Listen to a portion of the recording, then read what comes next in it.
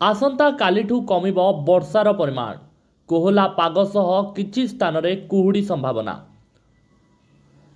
आसंता कालिठारू कमिब वर्षार परिमाण। आसंता 24 घंटा मध्य वर्षा कमिबा सह राज्य रे बढ़िबो शीत। आज और काली रहिबो कोहला पाग। कोहला पाग रहिबा सह किछि स्थान रे कुहुड़ी संभावना रहिछि।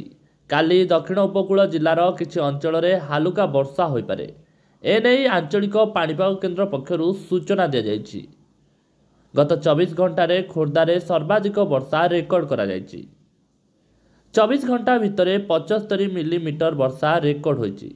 जगतसिंहपुर रे 61.2 मिलीमीटर, पारादीप रे 61.1 मिलीमीटर वर्षा रेकर्ड करा जायछि। भुवनेश्वर रे 51.6 मिलीमीटर वर्षा रेकर्ड होइछि। तुहाकुतुआ वर्षा जोगु लोके हंतसंत हेउचंती। गाड़ी चलाचल प्रभावित हेउछि।